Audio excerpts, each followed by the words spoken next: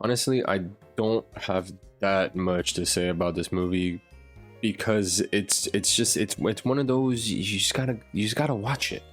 It really seems like a pretty typical horror movie at first, like it certainly has the vibe of a typical horror movie, but it's still creepy and the concept is kind of cool, so I'm like, okay, fuck it, I'm interested, I'll go watch it.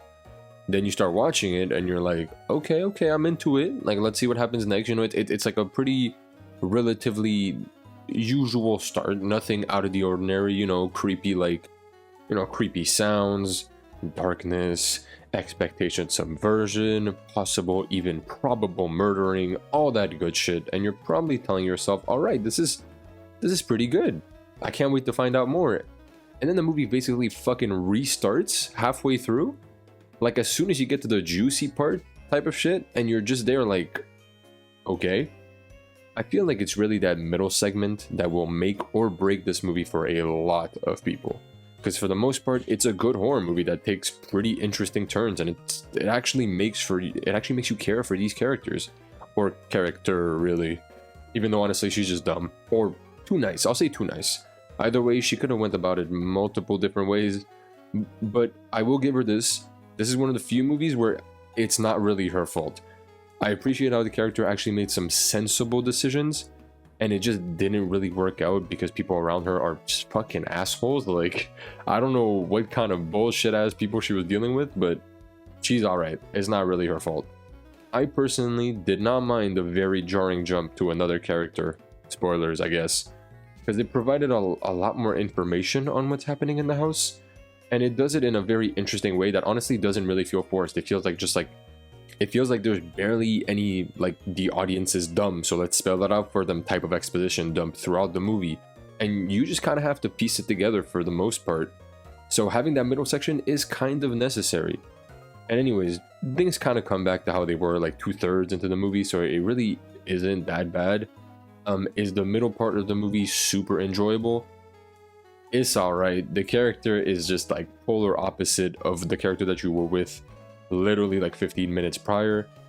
That's why I'm saying that it's so jarring, because you just kind of switch to a extremely different character in an extremely different setting, and then eventually you start kind of getting back into the same setting that you were in, and things start making more sense.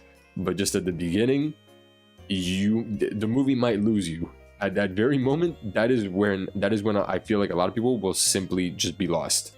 It's hard to discuss exactly what the threat of this movie is without just outright spoiling it. And I truly think that it's better if you don't know what's going on. There's no better way to watch this than with just zero prior information of anything. So already, by watching this, you already fucked up. Because if you watch it with zero information, that's when it's able to get you with all like the weird ass turns that it takes. And they're actually pretty cool, honestly. I haven't had an experience watching a horror movie like this in quite a while. A lot of them just kind of blend in together, the usual shit.